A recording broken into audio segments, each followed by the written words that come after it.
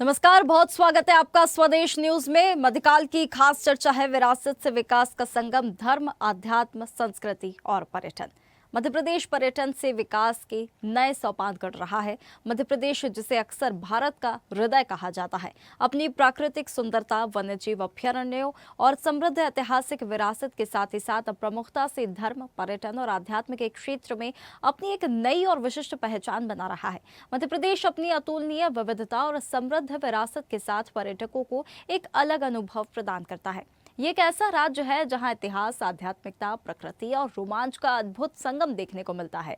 मध्य प्रदेश के पर्यटक स्थलों के प्रति लोगों की बढ़ती रुचि इस क्षेत्र को आगे बढ़ा रही है। आने वाले दिनों में मध्य प्रदेश धार्मिक, प्राकृतिक और एडवेंचर पर्यटन का केंद्र बनकर और तेजी से उभरेगा। वहीं मध्य प्रदेश में धार्मिक, प्राकृतिक, सांस्कृतिक पर्यटन पहले से मौजूद है। अब एडवेंचर पर्यटन को बढ़ावा दिया जा रहा है। वहीं पुरातन के साथ नई चीजों को यहां पर जोड़ा जा रहा है। प्रदेश में राजाओं, राजवंशों और उनकी शानदार वास्तुकला का इतिहास पर्यटकों को मिलता है। वहीं खजुराहो को यूनेस्को की विश्व धरोहर सूची में शामिल किया गया है। खजुराहो के मंदिर अपनी जटिल नक्काशी, अद्भुत शिल्प और कौशल के लिए विश्व प्रसिद्ध है। वहीं सांची भी एक यूनेस्को विश्व धरोहर स्थल है जो बौद्ध धर्म का एक प्रमुख केंद्र है। ग्वालियर को किलों का रत्न कहा जाता है। मांडू यानी मांडवगढ़ को खुशियों का शहर के रूप में प्रसिद्धि मिली है। मांडू अपने अद्भुत महलों जैसे जहाज महल, हिंडोला महल और खूबसूरत तालाबों के लिए जाना जाता है। वहीं बेतवा नदी के तट पर स्थित ओरछा अपनी राजपूत वास्तुकला के लिए प्रसिद्ध है।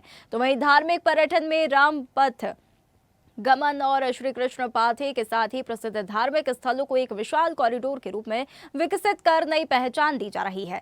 वन्यजीव प्राणी अभयारण्य को जीवों की नई बसाहट कर नए स्वरूप में ढाला जा रहा है, जिससे पर्यटकों की संख्या में इजाफा किया जा सके। मध्य प्रदेश को टाइगर स्टेट के नाम से भी जाना जाता है। प्रदेश में बेतवा नदी रिवर राफ्टिंग के लिए आकर्षित कर रही है। बरगी बांध और हनुमंतिया द्वीप वाटर स्पोर्ट्स के लिए खास जगह बना रहे हैं। यहाँ पर river rafting, speed boating, water scootering, paddle boating और सल बोटिंग जैसे एडवेंचर मिल रहे हैं। भेड़ाघाट में संगमरमर की चट्टानों के बीच पर्यटक रोपवे और नौका विहार का आनंद लेते हुए नजर आते हैं। तो वहीं भोपाल में बड़ी झील में सरकार ने शिकारों को उतारकर पर्यटन को बढ़ावा देने की बड़ी पहल की है। कुल मिलाकर कहा जा सकता है कि मध्य प्रदेश विरासत से विकास को सहेजते हुए धर्म, आध्यात्म, संस्कृति और पर्यटन को नए आयाम देकर प्रदेश के वैश्विक पटल पर उभरता हुआ मध्य प्रदेश बनाने का संकल्प सरकार का है। आइए सुनाते हैं इस पर सीएम डॉक्टर मोहन यादव की प्रतिक्रिया। पर्यटन के कई क्षेत्रों को बढ़ाने के लिए लगातार हमारा प्रयास चल रहा है। ऐसे में भोपाल का बड़ा तालाब, हमारी भोपाल की प्रदेश की सबसे बड़ी झील, ये डल झील की तरह शिकारों के साथ पर्यटन के एक नए केंद्र के रूप में विकसित होने के लिए आज शुरुआत हुई है। ये हमारे अपने भोपाल से पर्यटकों के लिए एक नया केंद्र डेवलप हो रहा है। यद्यपि टाइगर अभयारण्य के नाते से भोपाल को गत वर्ष एक बड़ी सौगात मिली थी, ये सिलसिला लगातार जारी रहेगा। गीता मध्य प्रदेश की धरती से पुनर्स्थापित करने का यशस्वी प्रधानमंत्री ने 2022 में उसको प्रारंभ किया था। हमें गर्व है कि 2 साल के अंदर आज चीतों की आबादी डबल हुई है और बोत्सवाना से भी चीते आने वाले हैं। हमारा पालनपुर कूनो से बढ़ते हुए अब गांधी सागर अभयारण्य भी चीतों का स्थापन करने का एक नया केंद्र बना है। अब तीसरा केंद्र नौरोदेही भी हमारा उस दिशा में पहुंच रहा है। पूरे देश के साथ एशिया का सबसे महत्व का केंद्र मध्य प्रदेश हो गया है, जहां इस राज्य के अंदर देश में चीतों से लोग सीधे जंगल में अपनी खुली आंखों से खुले जंगल में देख सकेंगे। मेरी अपनी ओर से पर्यटकों की दृष्टि से खासकर कितना अच्छा लगता है जब शिकारों के अंदर सब्जियां मिल रही है, मृगनयनी के कपड़े मिल रहे हैं, अलग अलग प्रकार के हस्तशिल्प के कई उत्पाद बेचने के लिए 200 से ज़्यादा हमारे माझी समाज के लोगों को रोजगार का भी ये केंद्र बना है। पर्यटन के केंद्र के साथ साथ इस प्रकार की गतिविधि चलाने से सरकार की जीवंतता भी दिखाई देती है और उत्साहवर्धन भी होता है और नैसर्गिक सौंदर्य का ये अद्भुत केंद्र है। धार्मिक पर्यटन को बढ़ावा देते हुए हमारे सारे देवस्थान पर्याप्त धनराशि देते हुए सारे क्षेत्रों में समान रूप से, और केवल देवस्थान नहीं, वेलनेस सेंटर के लिए भी धार्मिक पर्यटन के साथ साथ आयुर्वेद और एलोपैथिक इनके साथ मिलाकर मेडिसिटी बनाने का काम तो आपने देखा ही होगा। 3 सेक्टर में पूरे प्रदेश को डिवाइड किया। इंदौर, भोपाल, ग्वालियर, जबलपुर, हमारा इधर महाकौशल का बेल्ट, लेकिन हेलीकॉप्टर सर्विस से पर्यटन विकास निगम के माध्यम से जो व्यक्ति आना जाना चाहेगा, एक स्थान में एक देवस्थान से दूसरे स्थान तक, उज्जैन, ओंकारेश्वर, महाकालेश्वर, भोपाल, किसी को जबलपुर से बांधवगढ़ या पेच पन्ना जाना हो, रीवा या जबलपुर जाना हो, हर स्थान पे हेलीकॉप्टर की सर्विस मिलेगी। ऐसे कई प्रकार की सौगातें लगातार दे रहे हैं। तो देखिए, विरासत से विकास का संगम है धर्म, आध्यात्म, संस्कृति और पर्यटन। मध्य प्रदेश दरअसल देश का हृदय प्रदेश माना जाता है। मध्य प्रदेश लगातार नए कीर्तिमान यहाँ पर रचता जा रहा है। विरासत से विकास को सहेजते हुए धर्म, आध्यात्म और संस्कृति और पर्यटन को नए आयाम देकर अब प्रदेश के वैश्विक पटल पर उभरता हुआ मध्य प्रदेश बनाने का ये जो संकल्प सरकार ने लिया है, वो संकल्प यहाँ पर साकार होते हुए भी नजर आ रहा है। चलिए, इस पर आज हम खास चर्चा करेंगे, लेकिन उससे पहले हमारे मेहमानों से परिचय करा देते हैं। हमारे साथ स्वामी शैलेशानंद गिरी, महामंडलेश्वर जूना अखाड़ा हमारे साथ इस खास चर्चा में जुड़े हैं। इन्हीं के साथ देवदत्त दुबे, वरिष्ठ पत्रकार, हमारे साथ इस खास चर्चा में जुड़े हैं। दोनों मेहमानों का बहुत बहुत धन्यवाद इस खास चर्चा में हमारे साथ जुड़ने के लिए। मैं चर्चा की शुरुआत देवदत्त जी आपसे करना चाहूंगी। क्या आप मुझे सुन पा रहे हैं? हेलो जी जी, बहुत स्वागत है पहले तो आपका इस खास चर्चा में हमारे साथ जुड़ने के लिए। टूरिज्म के क्षेत्र में अद्वितीय है मध्य प्रदेश, वैश्विक पहचान मध्य प्रदेश बन रहा है। विरासत से विकास का संकल्प लिया है, साकार होता हुआ नजर आ रहा है। किस प्रकार से देख रहे हैं आप इसे? देखिए, मध्य प्रदेश भारत का हृदय स्थल है और भारत के डीएनए में ये सब चीजें हैं, विरासत, धर्म, संस्कृति। ये जो है टूरिज्म तो ऐसा हो गया कि आजकल धार्मिक टूरिज्म बहुत बढ़ गया। तो जिस तरह से मध्य प्रदेश की जमीन के अंदर सब कुछ है, विपुल संपदा, संपदा, और यहाँ सब कुछ है संस्कृति के। भगवान राम अयोध्या में निवास करते हैं, चित्रकूट में उन्होंने वनवास का अधिकतम समय काटा। तो ये जो मध्य प्रदेश की जो खोई हुई अनजान सी प्रतिभा, इसको कह सकते, एक तरह से समृद्धि का जो कारण था, उसको उभारने का काम वर्तमान सरकार और मुख्यमंत्री बड़ी शिद्दत से कर रहे हैं। और जिस तरह से उन्होंने इस क्षेत्र में काम किया है, निर्णय लिया है, तो भविष्य में मध्य प्रदेश इस क्षेत्र में स्वरदार बनेगा। अभी टूरिज्म का पूरा, ट्रेवल्स का पूरा अंतर्राष्ट्रीय स्तर का यहाँ आयोजन हुआ और जिस तरह से कृष्ण पाथे, राम वन, पथगर्जन और भी एक गाय के लिए काम हो रहा है, इन सब से भारत की जो संस्कृति है उसको पल्लवित और पुष्पित करने में मध्य प्रदेश का बहुत बड़ा रोल होने वाला है। और यही वैश्विक पहचान बनेगी मध्य प्रदेश की, न केवल देश बल्कि अंतर्राष्ट्रीय स्तर पर। आपको हम बता दें कि इस समय दुनिया के और देश के महानगरों के जो लोग, जिनके पास भी थोड़ा बहुत पैसा है और शांति और सुकून चाह रहे हैं, वो मध्य प्रदेश में जीवन का उत्तरार्ध बिताना चाह रहे हैं। यहाँ प्लाट ले रहे, जमीन ले रहे, मकान ले रहे, कि यहाँ शांति और सुकून रहेगा। एक झीलें, पहाड़, सब कुछ यहाँ, माँ नर्मदा जहाँ कल कल बहती है। तो मध्य प्रदेश का एक वैभव है, एक उसकी समृद्ध विरासत है और उसको उकेरने का काम जो हो रहा है, यदि ये पूरी तरह से जमीन पर आ गया तो मध्य प्रदेश न केवल देश में बल्कि अंतर्राष्ट्रीय स्तर पर धड़कता हुआ दिखाई देगा। जो हृदय प्रदेश कहा जाता है, उसकी धड़कन सब सुनेंगे, सब उसी के रग में जीवन जीने के लिए प्रयास करेंगे। ये बहुत अच्छा प्रयास हो रहा है। अभी हाल ही में 2 दिन सरकार ने बुंदेलखंड में बिताए, जो खजुराहो हमारा अंतर्राष्ट्रीय टूरिज्म है, वहाँ पन्ना टाइगर रिजर्व फॉरेस्ट है, वहीं पर मध्य प्रदेश की ओरछा में भगवान राम विराजे। तो इस तरह से बुंदेलखंड जो है उसको ही बुलंदी पर ला रहे हैं, जो मध्य प्रदेश के लिए बहुत बड़ा कारक होगा।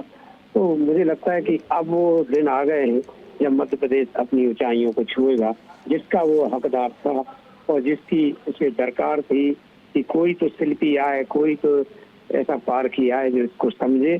और पहले भी बहुत प्रयास हुए हैं, इच्छाएं जाहिर की गई, लेकिन जमीन पर वैसा नहीं उतर पाया जैसी हमने कल्पना की थी।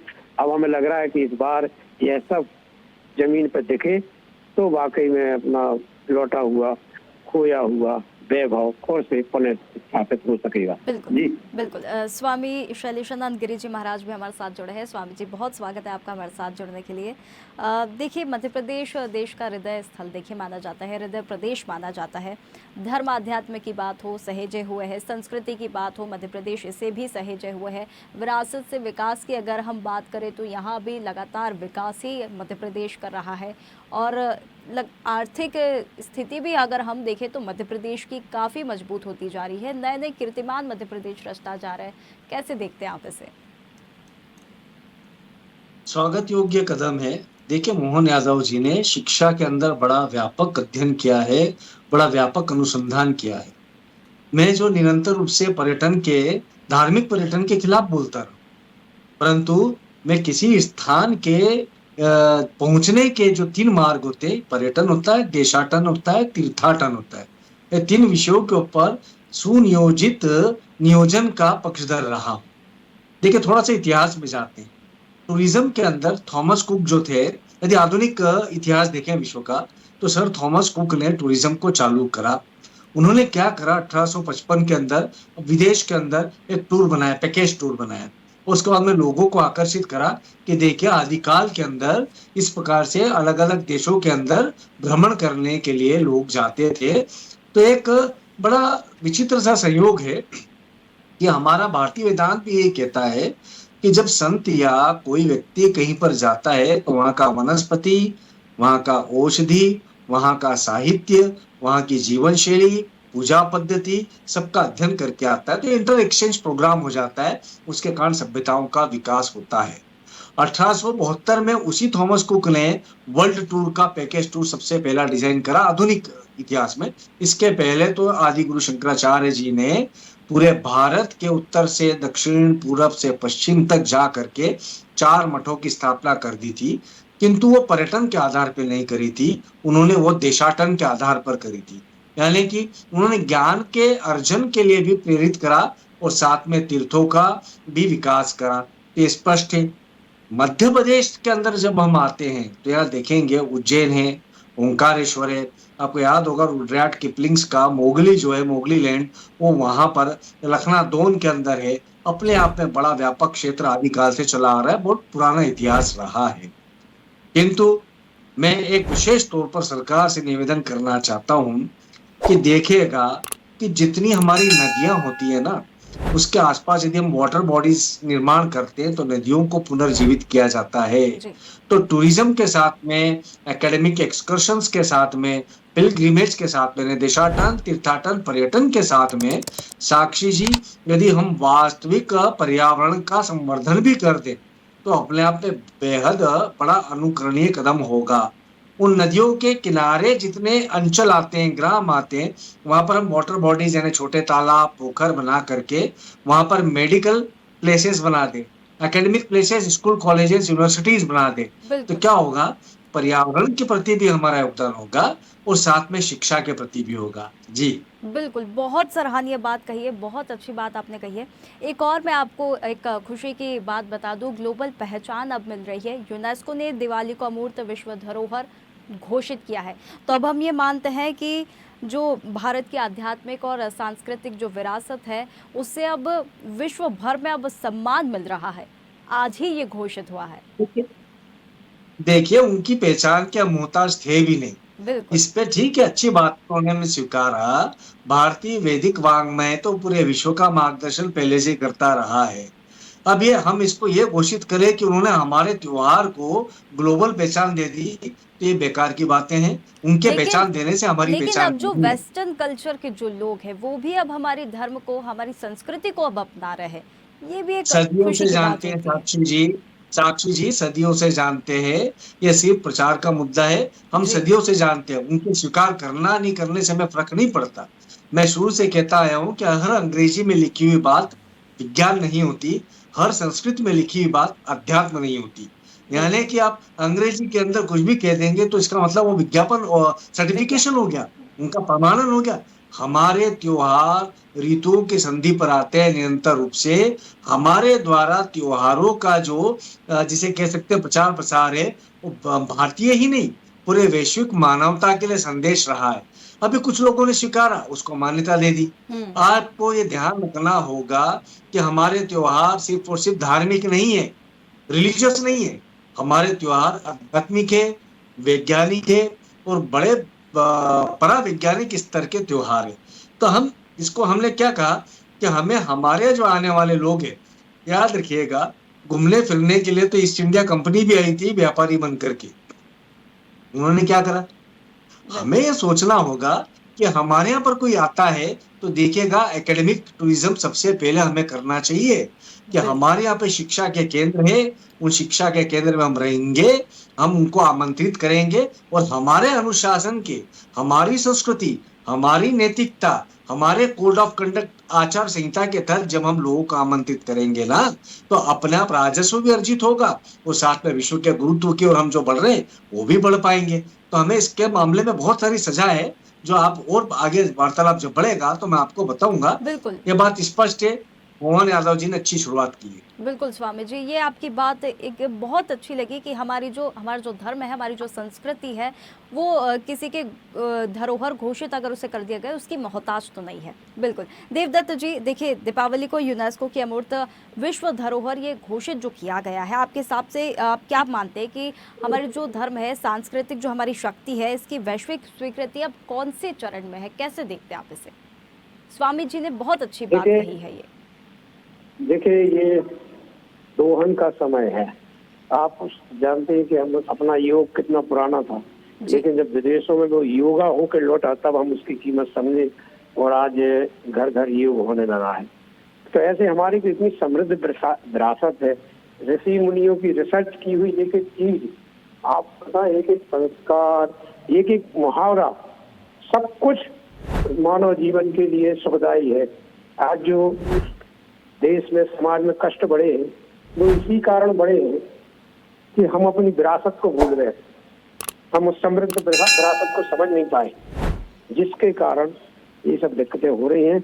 लेकिन आज भी समय है कि हम उसको समझें, उसको जीवन में उतारें, आत्मसात करें, तो बीमारियां भी कम होंगी, तनाव भी कम होंगे, हम एक अच्छा जीवन जी सकेंगे। मैं कहता हूँ कि जिस तरह की आज स्थिति संसार में है, उसमें मुझे लगता है कि कोई समस्या का हल भारतीय संस्कृति में ना हो। हर समस्या का हल है, हर समाधान है, बस उसको समझने और सहेजने की जरूरत है। आज हम चीजों को फॉरवर्ड कर देते हैं, आत्मसात नहीं करते। जरूरत है आत्मसात करने की।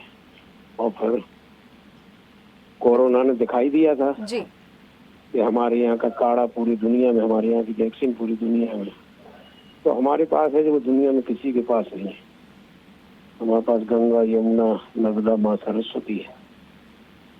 जो विश्व वैज्ञानिक आज भी रिसर्च करते हैं कि गंगा में हड्डी डालो तो 6 महीने में रेत, नर्मदा में हड्डी डालो तो 6 महीने में कंकड़ बना देती, और इनका जल बरसों रखेगा तो कभी खराब नहीं होता, कीड़े नहीं पड़ते। तो ये क्या है, इसको समझने और सोचने की जरूरत है। जी बिल्कुल। स्वामी जी, मेरा एक सवाल था, जो धार्मिक स्थल होते हैं वहाँ पर अगर पर्यटन को बढ़ावा अगर दिया जाता है, तो जो धार्मिक उसकी मान्यता होती है, जो महत्ता होती है, जो महत्व उसका होता है, क्या वो कहीं ना कहीं कम पड़ जाता है, कमज़ोर पड़ जाता है? पर्यटन को अगर ज़्यादा बढ़ावा अगर हम दे धार्मिक, और जो उन्हें जब हम पर्यटन टूरिज्म जब जगह उसे बना देते हैं, महाकालेश्वर की बात कर ले हम, चाहे ऐसे कोई से भी धार्मिक स्थल की वहाँ पर बात कर ले, पर्यटन को बढ़ावा देना क्या उसकी महत्ता को कमजोर कर देता है? देखिए, यहीं पर क्या हो रहा है कि हम परिभाषाओं के अंदर दिग्भ्रमित हो रहे हैं। हमारे नियोजन के अंदर कहीं ना कहीं मति भ्रम है। उज्जैनी हुआ या तीर्थ के जितने क्षेत्र है, ये सारे क्षेत्र 2 विषयों के लिए जाने जाते हैं। एक तो तीर्थाटन, यानी कि यहाँ पर लोग पूजा पाठ के लिए आते हैं, धन अध्यापन के लिए, यानी दूसरा देशाटन। तो विक्रमशिला, विक्रम विश्वविद्यालय का ये जो नगर है, या इस प्रकार से मध्य प्रदेश के बहुत सारे नगर है, इनको हम शैक्षणिक स्थल पर बनाए। जैसे मैं कह सकता हूँ कि इसको हम रिलीजियस टूरिज्म से ज्यादा इनको हमें एकेडमिक टूरिज्म यानी एजुकेशनल टूरिज्म के रूप में स्टेब्लिश करना चाहिए। मुझे याद है, मैं कुछ सालों से SIT के लिए काम कर रहा हूँ, स्टूडेंट इंटरनेशनल ट्रेवल्स के लिए। जो विश्व भर के जो स्टूडेंट्स आते हैं उनको मैं मैनेजमेंट पढ़ाता रहा, और मैनेजमेंट के अंदर विज्ञान का समाहित करके भारतीय अध्यात्म को देता रहा। तो उससे क्या हुआ कि हमारे यहाँ पर आने वाला कोई भी विद्यार्थी है, विश्व के किसी भी विश्वविद्यालय का, हमारे बड़ी एनरिच्ड, बड़ी ओजस्वी आध्यात्मिक विधाओं से परिचय प्राप्त करता है और अभिभूत होकर के जाता है और हमारे भारत का नाम रोशन करता है। वहीं पर उसी एकेडमिक टूरिज्म के अंदर हम देखते हैं तो भाषा विनिमय होता है। अब एजुकेशनल में हम देखेंगे कि लैंग्वेज एक्सचेंजेस कब होगा। यदि मैं जर्मन सीख रहा हूं तो जर्मन सीखने के पीछे कारण ये होगा कि मैं जर्मनी की जीवन शैली, वहां का विज्ञान, वहां का साहित्य, वहां का औषधि, वहां का मेडिकल साइंस सबका अध्ययन मैं करूं तो उसके लिए मैं जर्मन सीखूंगा। तो हम ये चाहते हैं कि हमारी हिंदी को सिखाने के लिए, संस्कृत को सिखाने के लिए, हमारे की स्थानीय बोलियों को सिखाने के लिए जब कार्यक्रम होंगे ना, तो विश्व भर के लोग यहाँ आएंगे। पर याद रखिएगा, वो कब सीख पाएंगे, उनकी इच्छा कब पैदा होगी, जब हम उनके समक्ष कोई ना कोई लाभ के अवसर देंगे। वो लाभ चाहे वो टूरिज्म स्टडीज के रूप में दें, चाहे हम स्टडी अब्रॉड के रूप में दें। हमारे यहाँ पर जैसे बीटेक है, एमबीए है, मेडिसिन है, कई सारे देशों में हम आर्ट्स में, इन सारी विधाओं में बहुत आगे हैं। यदि हम उनको आमंत्रित करेंगे, यहाँ पर उनको उचित सुविधा पे, जिसे कह सकते हैं रिजनेबल फीस के ऊपर उनको एडमिशन देंगे, तो मैंने आपको बताया कि हमारे पर्यावरण की दृष्टि से हमें वो विश्वविद्यालय कैंपस बनाने होंगे, हमें हमारे संस्कृति के दृष्टिकोण से वो पर्यावरण की दृष्टि से हमें वो कैंपस बनाने होंगे। उन कैंपस में जब हम मिलाएंगे तो कल्चरल एक्सचेंज होगा, हिस्टोरिकल टूर्स होंगे, उसके बाद में एनवायरमेंटल टूर्स होंगे, वर्कशॉप लगेंगी, उसके और अनेक एक्सचेंज प्रोग्राम्स होंगे। उसके लिए मध्य प्रदेश, चूंकि यहाँ से मुझे विश्वास है, यहाँ से विश्व का नेतृत्व निकलना है, यहाँ से सिर्फ भारत का नहीं बोल रहा हूं मैं, यहाँ से विश्व का विचार निकलना है। तो मध्य प्रदेश के अंदर जब हम ये चीजें करेंगे ना, तो निश्चय ही बेहद सुखद हमें भविष्य दिख रहा है। पर सरकार को चाहिए कि इसके लिए जो योग्य लोग हैं, जो सलाहकार है, जी उन लोगों से सलाह ले। अन्यथा क्या होगा, हमने टूरिज्म को तो अपना लिया, तो हमने देखा, हमने हमारे तीर्थ स्थलों की पावनता, वहां के वास्तु को बिगाड़ दिया। हमें वो बिगड़ने नहीं देना है। जी बिल्कुल। एक छोटा सा सवाल स्वामी जी मेरा ये है कि ग्लोबल पहचान की जब हमने बात कही थी, तब जैसे कि हमने योग की बात कही, देवदत्त जी ने भी योग के बारे में कहा था। जब योग को एक ग्लोबल पहचान मिलने लगी, उसके बाद हम देखते हैं कि हमारे जो युवा है वो देश का भविष्य है। तो जब ऐसे ही पहचान मिलने लगती है तो और हमारी संस्कृति को भी और लोग जानते हैं, हमारे युवा उससे रूबरू होते हैं और फिर उसके प्रति जागरूक होते हैं और फिर उसे अपनाते भी हैं। जैसे अभी दीपावली की हमने बात करी, जिस प्रकार से उसे ग्लोबल पहचान मिली है, तो युवाओं को कैसे अपने धर्म से, अपनी संस्कृति से जोड़ा जाए, एक छोटी सी इस पर आपकी प्रतिक्रिया मैं चाहूंगी। देखिए साक्षी जी, हम वैश्विक पटल के ऊपर तो अपनी बातें कहें, किंतु याद रखिएगा, हम हमारे घर में ही हमारे युवाओं को नहीं सहेज पा रहे हैं, तो कई सालों से हमारी सत्ताओं की विफलता है। जी हम विदेश से यदि योगा होकर के आ रहे हैं, उसको स्वीकार रहे, तो इसको हमें हर्षित होने की आवश्यकता नहीं है। ये हमारी असफलता का प्रतीक है। इसलिए मैंने कहा कि बाहर के लोगों को यहाँ बुलाने से पहले यहाँ की व्यवस्था को हमारे भारतीय परिवेश के अंदर विकसित कर दें। उसके पश्चात यही लोग हमारे ब्रांड एम्बेसडर हो जाएंगे।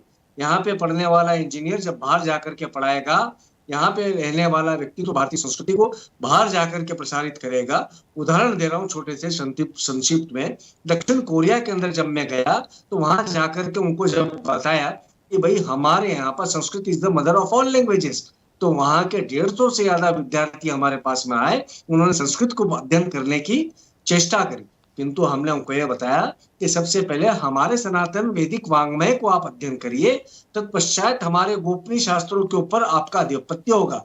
अन्यथा क्या हुआ, ब्रेन ड्रेन होता चला गया। हमारे यहाँ की बुद्धि बाहर जाकर के सेवा करती रही, कहलाई नौकरी, और हम विश्व गुरु नहीं बन पाए। तो हमें विश्व गुरु बनना है तो पहले हमारी जो साहित्य, हमारा जो संपदा है, उसको सहेजें, उसको विकसित करें, तत्पश्चात विश्व के समक्ष हम धीरे धीरे करके उनको प्रेषित करें। बिल्कुल बिल्कुल स्वामी जी, आपके जो विचार थे वाकई में बहुत सराहनीय थे और अगर सरकार अगर उन पर काम भी करेंगी तो और ज़्यादा तेज़ी से देखिए विकास भी देखने के लिए मिलेगा हमें, और हमारे युवा जो है वो और जागरूक होंगे। बहुत धन्यवाद आपका हमारे साथ जुड़ने के लिए, दोनों मेहमानों का हमारे साथ इस खास चर्चा में जुड़ने के लिए। तो देखिए, मध्य प्रदेश विरासत से विकास को सहेजते हुए धर्म, आध्यात्म, संस्कृति और पर्यटन को नए आयाम देकर प्रदेश के वैश्विक पटल पर उभरता हुआ मध्य प्रदेश बनाने का जो संकल्प सरकार ने लिया है वो साकार होता हुआ नजर आ रहा है। ग्लोबल पहचान मिल रही है हमारी संस्कृति को, लेकिन उससे पहले हमारी संस्कृति को हमें ही अपनाना होगा। हमारे देश का भविष्य जो युवा है उसे अपनाना होगा, उससे जागरूक होना होगा और अपनी संस्कृति को, हमारे धर्म को समझना होगा, तो ही विकास जो है चहुमुखी हो पाएगा। चलिए, मध्यकाल के इस खास चर्चा में इतना ही। आप बने रहिए स्वदेश न्यूज के साथ, सबसे पहले देश। ताज़ा खबरों के लिए लाइक, फॉलो और यूट्यूब पर सब्सक्राइब कर बेल आइकन दबाएं। साथ ही हर अपडेट के लिए विजिट करें swedeshlive.com।